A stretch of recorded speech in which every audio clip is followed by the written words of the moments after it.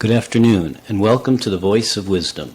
With over 60 years of experience as an investment banker, entrepreneur, investment analyst, economist, and venture capitalist, Morty Davis is Wall Street and capitalism personified. The over 400 companies for which he has raised more than $3 billion over the years have created a countless number of jobs and exciting new products. Through the Voice of Wisdom, Mr. Davis explores, analyzes, and debates the most topical political, economic, and social issues facing our world today. Joining Mr. Davis today for a discussion on inflation is Ephraim Lowy. And now, Mr. Davis and Mr. Lowy. Welcome back. I miss you all week, so I'm delighted to be back with you, and I'm particularly thrilled to have Mr. Lowy. Is a well-known genius in our community, and he should make for a much better podcast than if I do it without him. So welcome, Ephraim, and I look forward to his insights.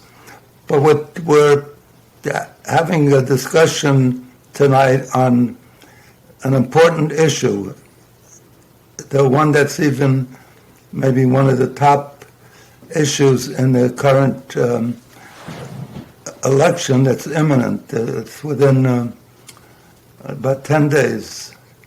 Isn't it about 10 days? 2 weeks. 2 weeks. And everybody's aware of it every single day.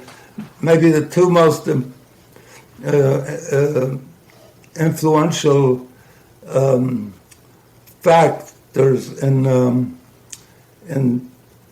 getting to people's vote is the two G's, which they see every day: the cost of gas and groceries, every single day, and that's aggravating them, and it's a big problem, particularly for those at the bottom of the income distribution, because any raise in the cost of groceries or gas is devastating. They have to choose between food or medical care, or it's just a great burden. And if they blame it on the Democrats, then the Democrats are going to lose. If they don't blame it on the Democrats, that'll be interesting, because they always blame any negatives on the group that's in the party that's in power. So it's an important subject, very timely, and I'd like to hear your questions. I invited you to send in any questions you have, and we can pick up on them later today. And if I don't answer them today, I'll do it next week. So let me say this is the current inflation is the most damaging since Carter was president, going back in 1977, 78, 79, just before Reagan came in. At that time, I remember government bonds, U.S. treasuries, which always sell around a 3, 4, 5% yield, was I think up to 18%. And we had stagflation. In other words, we had the worst of all worlds. We had people unemployed, and the economy was depressed, and we had enormous inflation, over 20% for mortgages. So, and this, ever since the 80s, since Reagan came in, and up to this current time, we have not had, the United States has not had a significant concern about inflation. As a matter of fact, up to recently, we were down at zero inflation. The Fed was trying to get it up to 2%. So we have some a little inflation is considered healthy. So I just want to give you one set of facts, because they keep blaming this inflation on the Democrats and have you got that chart up there? I have a chart up that you can observe with me. But the United States, which is considered, having a very burdensome record in recent years, inflation is compared to others is really doing extremely well. The highest of the advanced countries is Turkey, has a 83%,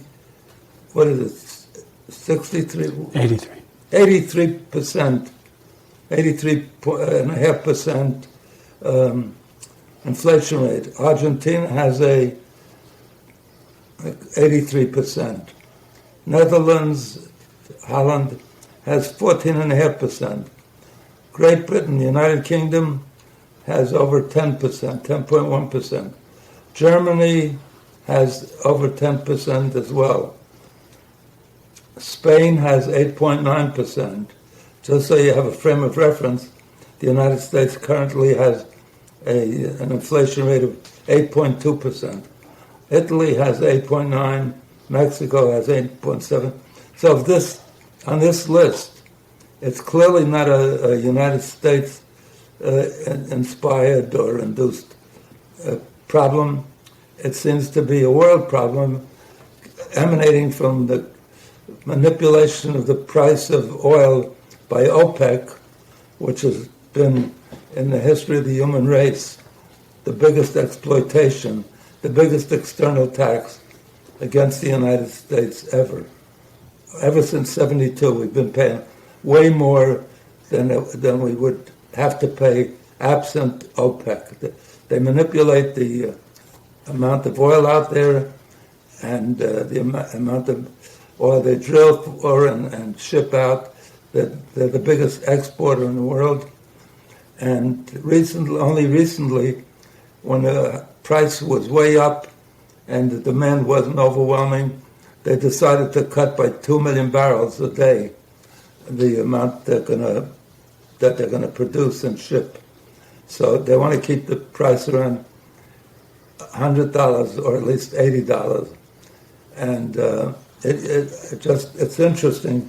It costs Saudi Arabia about maybe $12 or $15 to take a barrel of oil out of the ground. And they love it when it trades at $100. And it's all manipulated, because only a little more than a year ago, they paid you to take a barrel of oil from them, and I couldn't figure out why they would ever pay. It was minus $40. And if you took delivery, they gave you $40. And the rationale was the Saudis and most other countries never want to stop drilling and close up the wells, because often when they open them up again, they lose access to all that oil. And so they were paying people, and every storage facility throughout the world, warehouses, ships on the sea, freighters, were filled to they didn't have anywhere to put another barrel of oil. And then as they figured out how to reduce the supply by cutting the OPEC would offer to the rest of the world, it moved rapidly. It moved rapidly from a negative $40 in a straight line up to $80. Anyway, I've said enough. I want you to have the benefit of listening to my brilliant guest. Ephraim, you want to disagree, agree, or add anything to what I... Sure. We'll just pick up the thread kind of where you left it. As a former oil trader, I used to trade oil futures on the NYMEX. Oh. So I have a little context. This is one of the troublemakers. I will say that there was a bit, I think, some misinformation in the public about negative oil prices during COVID. What actually happens is in the cash market, right? The oil was not trading negatively. It was just in the futures, and it was just for a day or two. So really, oil came down to it was only a spot month, and again, futures are traded and settled financially. And you're right that people had no place to store it, and it costs more to cap the wells than to stop pumping. But it was really just for about the day before expiration and the day of expiration that oil traded negatively. But the next month, I think it probably got as low as $7 to $10 that day, and did go kind of straight up. So yes, that oil is definitely playing a role in this inflation. But whenever they give the inflation numbers, they give you core inflation numbers, which is outside of energy costs, and those numbers are still pretty high. So I think oil is a very small part of this story. I think it's very easy to blame OPEC and Putin, and they definitely deserve their share of the blame for putting oil on the fire here when the world is struggling with inflation. But I would not in any way point to oil as the main cause of inflation, right? I think there are a lot of other causes for inflation right now. Now you just heard the bias from a trader of oil. A former trader, a reformed trader. Because even the futures are highly influenced by, because they know it matters, by OPEC and Saudi Arabia, but they can buy as much of the futures as they want. So they paint the demand, they point to the future price, and they're the ones that influence it dramatically. It doesn't take much to influence that market with the kind of money that Saudi Arabia has available. Yeah, absolutely. And again, OPEC is playing a role here. I think if I were to ask, right, what's the total amount of oil used in the world today? What percent, if U.S. is at 8.2% inflation, how much of that 8.2% is the actual oil? That number is going to be 1% tops, right? So it's definitely, again, they definitely deserve some of the blame. It's just more anecdotal, I believe, than the core issues, right? The core issues really come down to the money supply and how much money was printed during COVID. Necessarily, don't have an issue with that. But I think the real inflationary pressures are a lot more complex than simply OPEC and Putin. I'm not saying it's not complex, Ephraim, but every inflationary outbreak we've had in this country was triggered by the price of oil. Before 72, I don't know if you're familiar with this, it was $1 a barrel, right? $1 a barrel. It's hard to believe. Maybe $2 at the tops. And that was because the American companies owned the oil wells in all the OPEC countries. And how did they come to own it? None of these countries had the technology, the ability to take it out of the ground. They had no experience with it. They were given their countries by Great Britain, and their good fortune is there were tons of oil. They were floating on an ocean of oil, these countries, especially companies in the Middle East like Saudi Arabia, Kuwait, what do you call it, the UAE, the United Arab Republic countries, and then and the reason that it was so low was the American companies, Exxon, Mobil, British Oil, all the great oil companies in the world owned it, and they were giving Saudi Arabia and these other countries a royalty. They said, turn over the wells to us, and we'll give you a royalty. What happened was suddenly Occidental Petroleum in Libya grabbed the oil and said, it's our country, it's our oil, and they immediately moved up the price, and within 6 months or so, it was trading at $8. And I have to give you some background in history, Ephraim.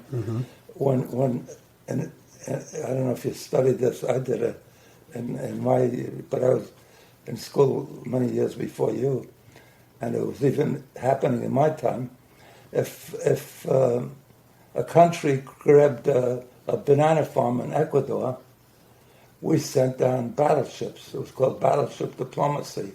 And the minute we sent down our battleships, they disappeared they returned the farms, the banana farms, to United Fruit. That was the biggest producer of fruits and vegetables to the U.S. in the world, biggest. So had the oil companies like Exxon and Mobil and Texaco complained and said they're grabbing our oil, we own it, it would have ended the gunboat diplomacy would have worked. But the oil companies saw that they were getting $1 a barrel and they had to pay a royalty, so they were collecting maybe 50 cents a barrel or 75% a barrel, and suddenly it went to $8, so they said, why would we complain? We're getting $8, and not only that, but all the oil we own in other places around the world, Nigeria and Indonesia and wherever else, and the United States and Texas, now is worth way more. So they are part of the OPEC problem. This is not a vote in favor of OPEC, and I would agree with you. I have an issue with OPEC, both morally. I think we don't allow collusion from companies within America, and why should we allow... They'd all be in jail if they allow it outside of America. I'm just simply saying that OPEC's been around since you mentioned it, and I think in your intro you pointed out that inflation's been historically low all that time, despite OPEC artificially raising the crude oil prices. And crude oil prices today sit around, I guess, $85 a barrel. They were as high as $120, right? And we don't see inflation coming down. The numbers are still pretty hot.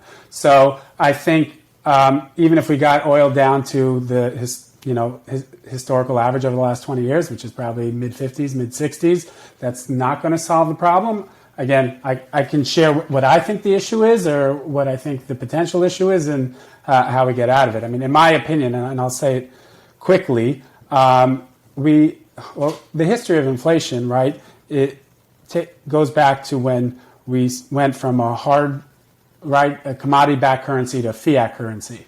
When the dollar was no longer backed by the gold standard, the government now had an infinite amount of money, infinite amount of borrowing capacity and infinite amount of printing money capacity. And for those who want a real education in this, read Ray Dalio's recent book. Are you familiar with Ray Dalio from Bridgewater? I'm familiar with yeah. who he is, but I haven't read his book. His recent book, Changing World Order, is pretty interesting and goes through this in great detail. But the government now has an ability to print as much money as it possibly can. When COVID hit, now despite that fact, and the government, we've had low interest rates since pretty much 2008, but even really longer than that. When COVID hit, and the government put us in lockdown, the government did what it had to do. And I applaud the financial response of the government. We can nitpick about the medical response of the government, but the financial response of the government was swift and decisive. And they started giving out loans and giving money, getting it in the hands of people who needed it. The way they funded this, right, the way the government currently funds debt is the Treasury issues debt, which can either be bought by other countries or can simply be bought by the Fed. And the way the Fed gets the money to buy the debt is when Jerome Powell clicks a button, he's now created $4.5 trillion. So $4.5 trillion was given out by the government, created by the Fed, and that just added to the money supply, right? So I think the day the government issued the PPP order and started giving out subsidies to everybody, at that point, we had really a 35% inflation that day. It just has taken 2 years for it to hit the actual prices. So when you're seeing 8.5% year over year, it's really a function of all the money the government's given out. And it's just a reality. You make a good point, but I have to point out to you that the government's ability to print money goes back since Nixon took us off the gold standard. It used to be $35 an ounce, and it always stayed at $35 an ounce. Recently, it's been up to, I think, over $2,000 an ounce. But they've always had the ability to print money. They have printed tons of money during the 2008 recession or Great Recession. They printed tons of money to save the banks, to raise the inflation rate if they could, because inflation helps borrowers and helps the banks. Why? How does it help the borrowers and the banks? Because as the inflation goes up, people's salaries go up, the company's income goes up in terms of the nominal value. It's not worth more. The salary doesn't buy anything more. Right. The company's profits aren't meaningfully more in terms of the value, but the number is high, and the loans, the nominal loans, are fixed. So if I have a mortgage and I'm paying $400 a month on that mortgage, and it's been tough for me to meet that $400, and suddenly we have inflation, and my salary goes up, or my stocks go up, or whatever, then I can pay off the loan much more quickly. As a matter of fact, if we didn't have inflation, we could never have paid off the debt of the Second World War. Notwithstanding that, we've had no inflation period, even in 2008 when they printed tons of money. So not that we've had many, but every upsetting of the economy, particularly on the inflation side, there's only been two. The one after 72, we had the one that finally was ended by Paul Volcker, and this recent one is attributable maximally to the relationship of oil to the rest of the economy. Yeah, so thank you. You're correct, obviously, in everything you're saying. I would every once in a while. I'm like a busted clock. Twice a day. Twice a day. Yeah, but you still have to look at a different clock to know if the busted clock is right. Here's what I would say. I would follow where did the money go in 2008 and where did it go to 2020, and you'll see maybe there was inflation in 2008, right? So in the financial crisis. It wasn't reported when we all know how numbers get reported, right? But in 2008, stop being a conspirator.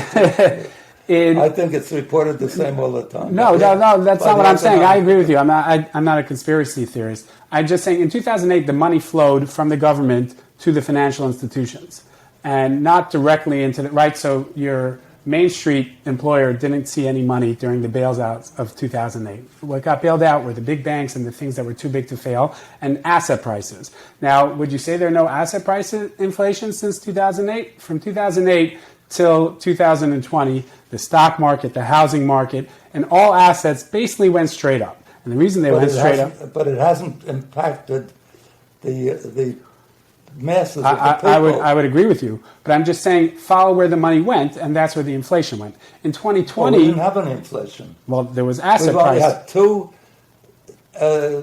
periods of significant inflation.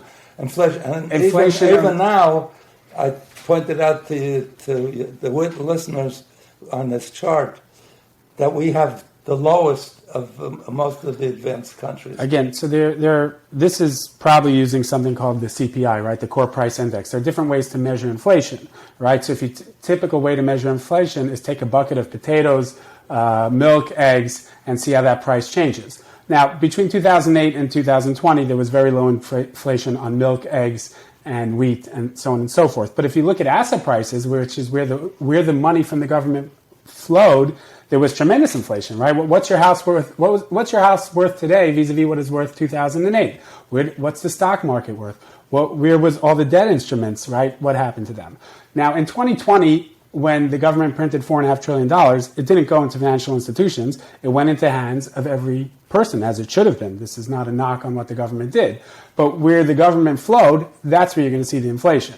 So the money flowed to people who are spending on milk, eggs, rice, and so on and so forth. So if, again, in my humble opinion, the result of this inflation is not the result of the Democrats or the Republicans. It's just a very natural result of the government's astute and correct plan to deal with the lockdowns that COVID faced. And that's just the fact. You're going to have 25% total inflation from 2020 to 2022. Now, the question of where will it go from here? And that's where I'm very optimistic, because if that inflationary act has ceased, when the government is no longer giving handouts, right, it's not like this real inflationary pressure that continues. I don't think we will see net inflation next year in 2023 be meaningful over this year. But regardless of where the Fed acts from here, the Fed's acted very aggressively, and I think maybe perhaps the Fed should stop being so aggressive.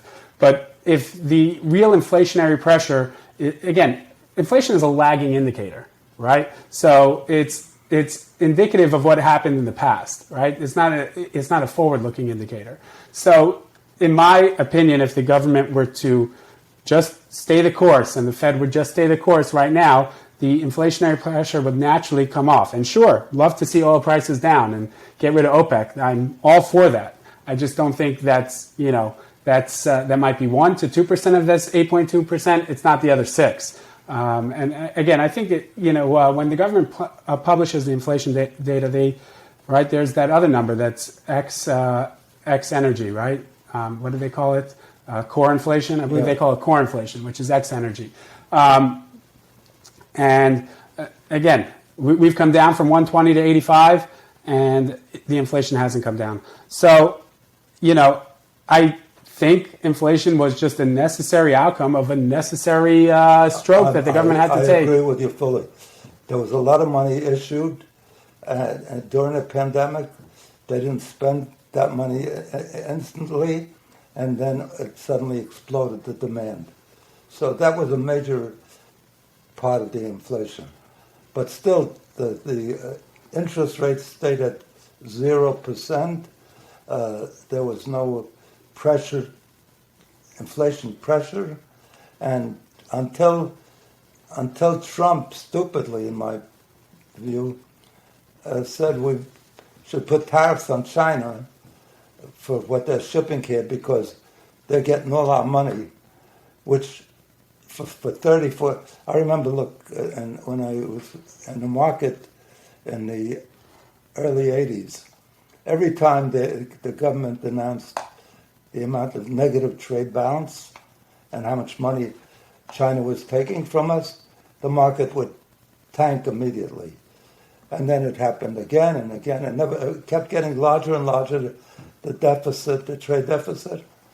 And everything was hunky-dory because there was nothing wrong with the Chinese getting all that money. They were buying our bonds stupidly, I think, because by the time they cashed it in, same thing happened with Japan. One time we were worried about the Japanese getting all our money, but they bought all assets. They bought the product from America, and it was healthy. Afterwards, remarkably, they bought Rockefeller Center. They bought what's that golf course in the West? Pebble Beach. They bought all these things for high prices, and then years later they sold it at 50% of what they paid. So let them have the money. If they're stupid enough to take the American dollar, God bless them. And we get something real out of it. Well, the stupid thing is, there's a thing, I don't know if you're familiar with it, called mercantilism. At one time, all the countries simultaneously decided, because gold was the currency, was the, what did they call it? The reserve currency? The currency in use between countries. So every country was eager to get more gold. So how do you get more gold? You export more and import less. So they put no tariffs on exports, but they put enormous tariffs on imports. So all the countries stopped importing. They started to get more gold, but since it's a zero-sum game, there's only so much gold in the world. It stopped all trade, and it was detrimental to everybody because, as what's his name, Adam Smith said, each person acting in his own self-interest produces for others at attractive prices, and that's a good deal for us. So even though you're giving them your money, you're getting something that's important to you. And what we were getting from China, and now one of the big influences of inflation is every product that you go to buy, especially the poorest people, the ones at the lowest income bracket, everything they go to buy at Walmart, at Target, at dollar stores. A friend of mine yesterday told me he's doing business with one of the dollar stores. He said he never realized they have, he said, guess the high, I guess, 17,000 stores. He says they have like 98,000 stores, and they plant up in 3,000 every 6 months or something. So all their products come from China and other countries like that. And so right away, I wrote a book that I never had published because I was so busy, and then the pandemic came out, and it was here for a while. So I got to update it. It's called "What Would You Do If You Were King?" The reason I said that is because if you were king, you would have to deal with Congress, so you could implement whatever you want. It's not going to happen ever, but it gives you an idea of what would be the most desirable if it didn't have to deal with the political motives. And unfortunately, we're not living in a democracy, because the vote for something could be, as it is with guns, say, 70% of the United States or more is for some kind of gun control. But the NRA is one of the biggest contributors and spends more on the people that go around. What do you call them? Lobbyists. What? Lobbyists. Lobbyists than anybody, and they know it's their one issue. So even though the other people, Americans, have a lot of issues, they're focused, and every congressman knows that if he votes for something that even limits the distribution of guns a little bit, that they make him a target and they get rid of him. So nobody votes against the NRA. But it's not only the guns, it's every single thing. So we think we're electing a congressman to represent us, the people do, or the senators to represent us. They say they will, but when they get elected, they ask the guy who's the biggest donor, what do you want? And then they vote for that. It's called legalized. I mean, it's not called. It is legalized bribery, because they're adhering to the wealthiest guys that got the money rather than what the masses want. Yeah. And you can tell that from the polls and from the... Well, it's true. And on a lot of issues today, I believe that really most Americans can find common ground.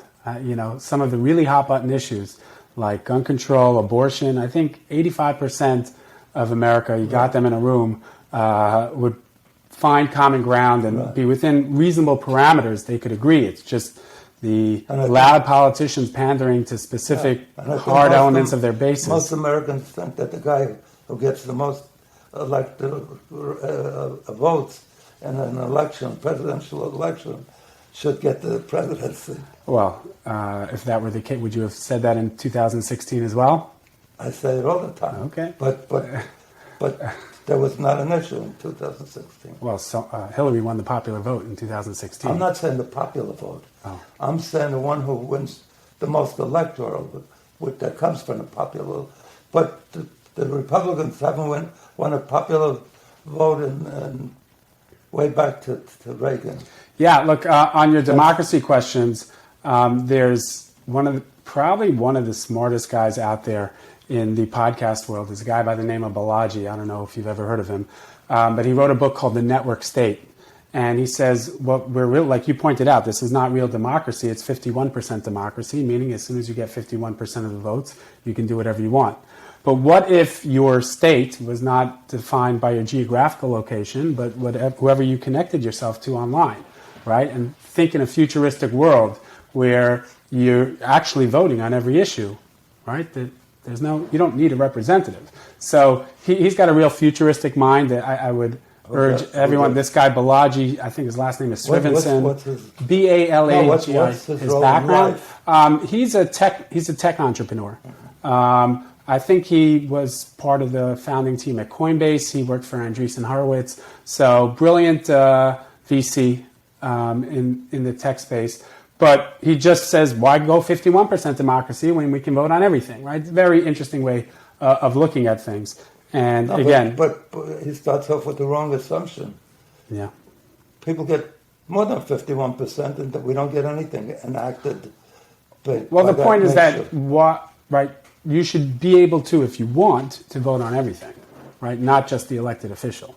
It's an arbitrary system where we decide to vote on elected officials. That would be,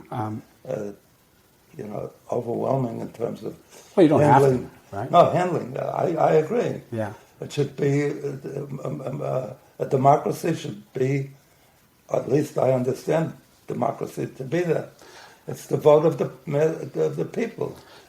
Can I pull the conversation back to something you said earlier? Anything you like. I think you pointed out. So I want to ask your opinion on long term what the Fed should do, but I just want to kind of categorize and box the question in a little bit, right? So you mentioned very astutely that we really need inflation. And the real reason we need inflation is the government is constantly increasing the debt ceiling, right? So the government debt currently sits at about 27 trillion, I believe. And the only real strategy to get out of it, right? Well, much bigger if you include what they owe on Social Security. Oh, that's a good point. It's probably 80 trillion. 80 trillion. So no one in the government is planning on cutting salaries. Just throwing out that number. I wouldn't. You wouldn't borrow against it? No, it might be more, it might be less. I don't think anyone in the government is taking a pay cut anytime soon, or anyone's looking to inflict austerity measures. So the only thing left for the government to do is inflate away the debt, right? So if $27 trillion represents X percent of GDP today, as long as interest rates stay below GDP, looking out 25 years from now, it'll be, like you pointed out, the same nominal number of $27 trillion, but in terms of the real number, it'll be a much lower percentage of GDP. And that's kind of this dirty little secret that we really want inflation because that's the only... No, the Fed announced that they want to get up to 2%. Right. They couldn't even get up to 2%. But if they can't get it up to 2%, right, what they still need to do is keep the interest rates below where the GDP growth rate is, right? Because the GDP's got to grow to catch up to this debt ceiling. So given that I think long-term we kind of need low interest rates to manage the debt, what do you think the Fed should be doing at this moment? No, I'm with you. You know, when the interest rates were so low, I was advocating the government should sell, and there was a big demand. I don't know for how much, but there was definitely demand by other countries and other investors. Issue 50-year bonds and 100-year bonds, at 2%. No, you couldn't get 2%. I used to say, I'm making so much money, my banks are going to charge me for storage. And that was a joke. But during this period, if you put money in a Swiss bank and even in the U.S., but a lot of places, at the end of the year, if you put $1,000 in, at the end of the year, you'd get back $975. They were charging you for storage, you know what I mean? So they changed all the rules and everything. But look, we do everything to mess when things are going okay. We should stop messing with it. And it's gone okay with China. One of the reasons why do we have wage growth now? Why is the price of employees going up so much? Hasn't gone up for years. Now, if you're an employee, you're not happy with that.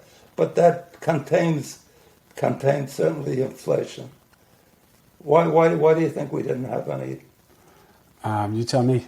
Not sure. Because we had a reservoir of employees that we never got over fully employed. Right. Now, when we get fully employed, anybody wants another employee in the United States but why do you has to bid up. We had the Right. Chinese people as a reservoir. Are you saying because they're outsourcing their jobs? They were our employees, right? So instead of appreciating that, we have enough jobs. If you had good values, if I had good values, we have enough jobs for our people for the next 50 years to fix the bridges and the tunnels and the water systems and the grid and everything, the ports.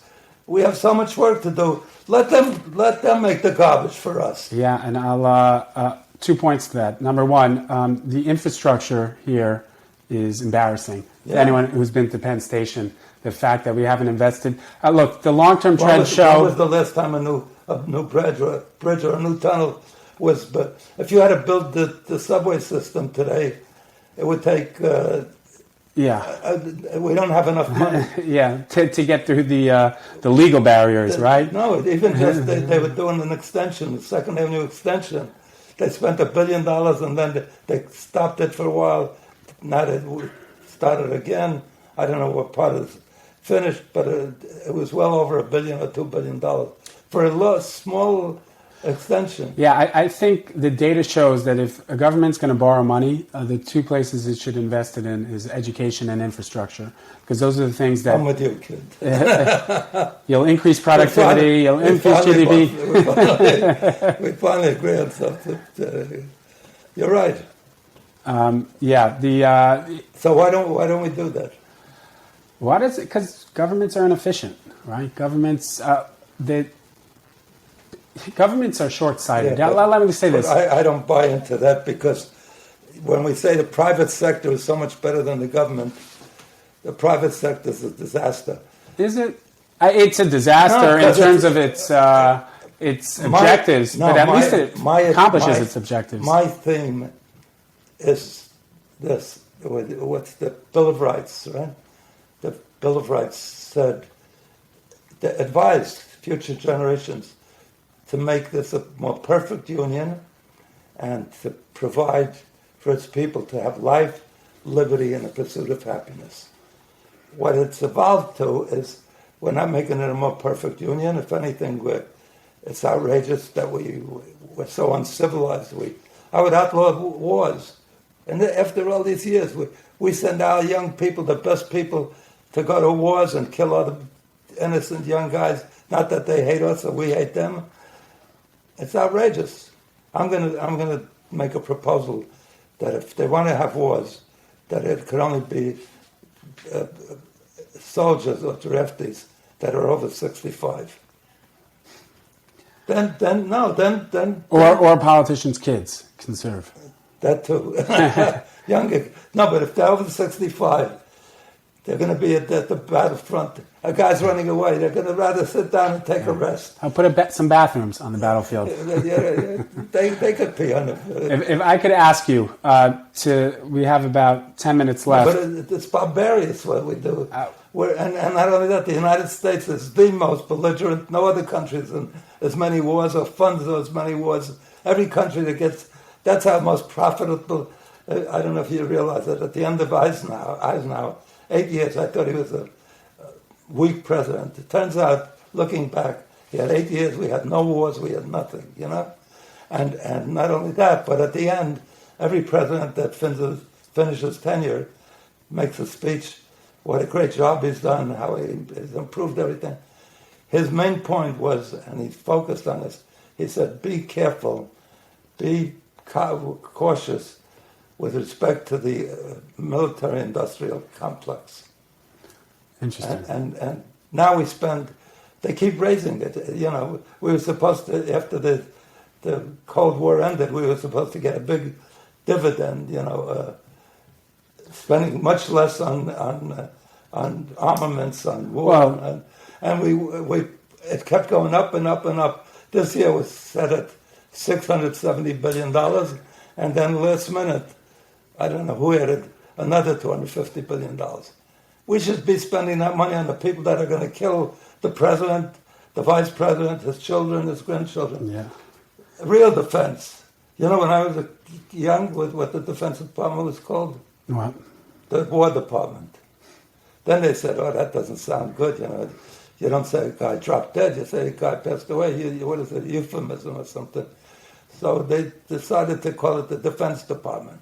So they have a defense budget. They don't have an offense budget.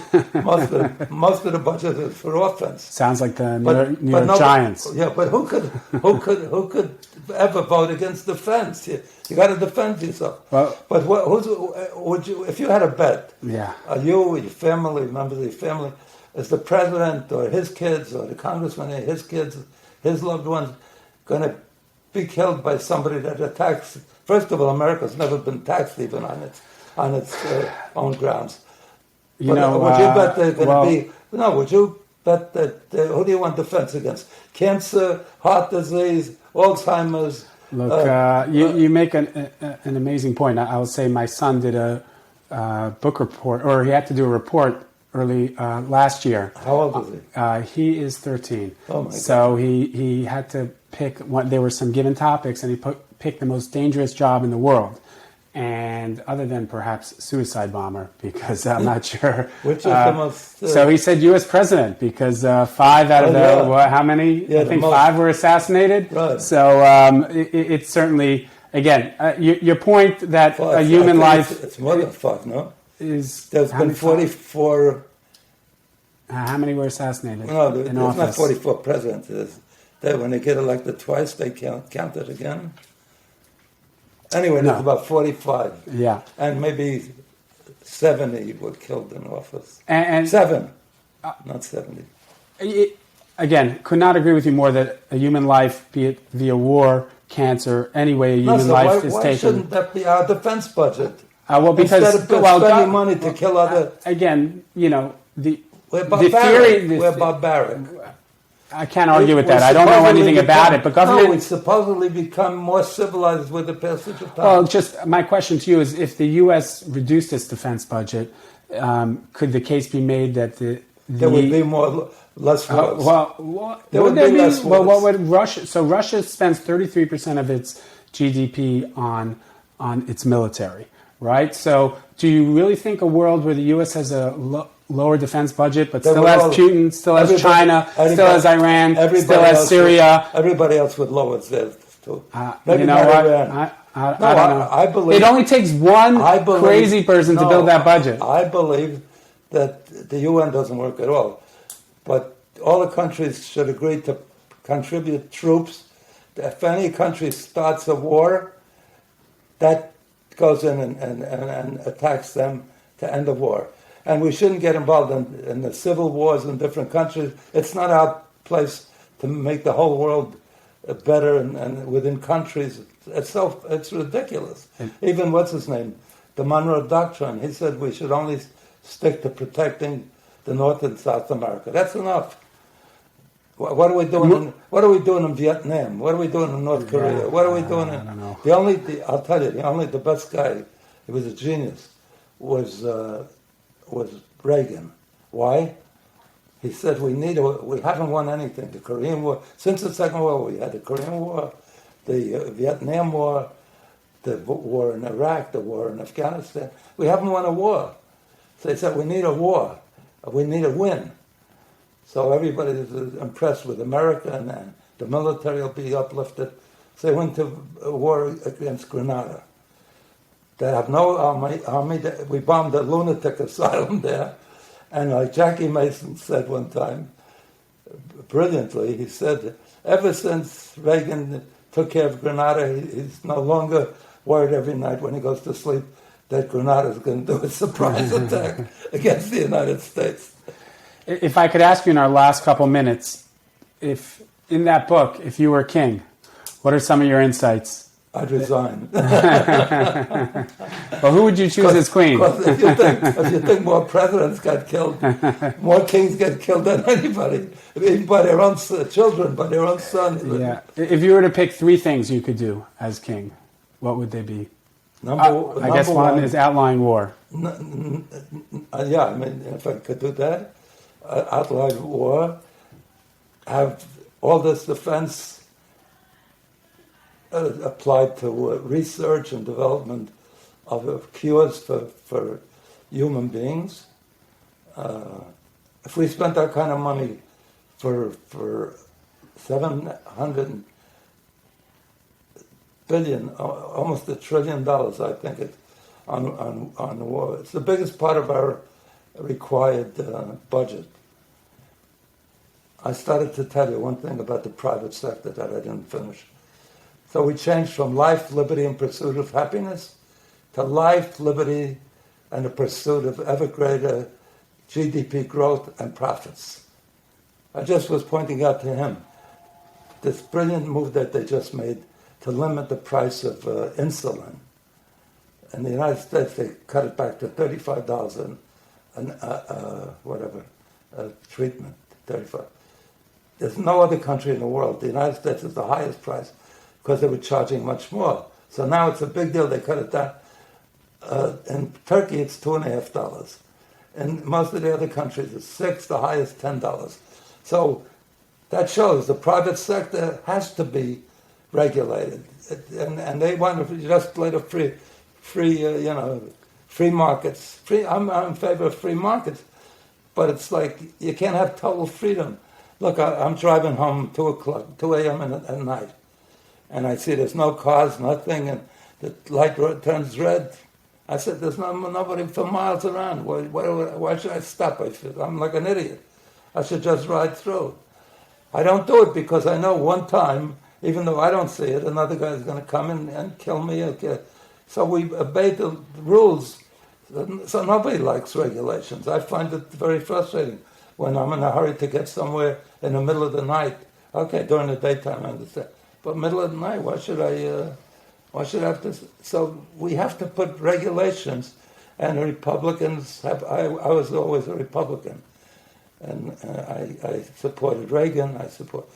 But I supported. I loved what's his name, Hillary's husband, Bill. Bill. Okay. I hope you'll forgive me. Oh. I thought he did a great job. Look, He's the first guy that ever had a federal, not deficit, surplus. Yeah. And you want to know the amazing thing? A guy like, I'm friendly with him, Alan Greenspan. I played tennis with him. Doesn't look like much of a tennis player. No, not much. But most of them were. It was what do you call it? What are the guys called? The celebrity. Yeah. What do you call it? So he was a celebrity. But anyway, so when that happened, he says, "Oh my God, what's going to happen? People won't be able to buy bonds.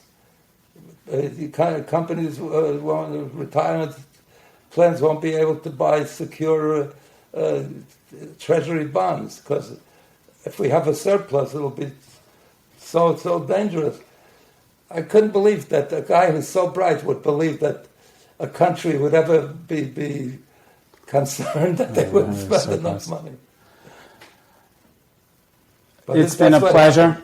I got so my much. heart stop. Thank you so much. You were great. Thank you. Thank you. You were great. Even when you disagree with me, it's very logical.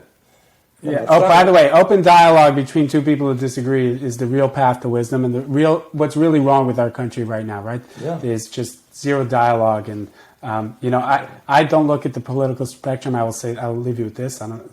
You'll tell me what you think about it. I don't look at it as Republicans and Democrats. I look at it as people who can have a conversation and people who don't. Right. So I would vote for any moderate on either side who can appreciate and understand and work with someone on the other side.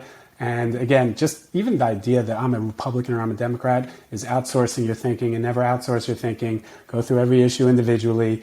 And if half the country feels differently than you, then they might have a point, right? So they're honest, people who can engage in dialogue, and they're extremists and people who try to impose their will and their vision on other people is the end of every free society. Look at it everywhere in the world, whether religion's the motivation or wokeism or the alt-right. Anyone who's just trying to impose an ideology or a way of life on someone else is the breakdown of the society. I spoke to a guy yesterday that I took public years ago. The name of the company is Margot. That's the name of his wife. So he told me that he thinks they're all terrible. You know, he thinks Biden's a disaster, but Trump is even worse and so forth.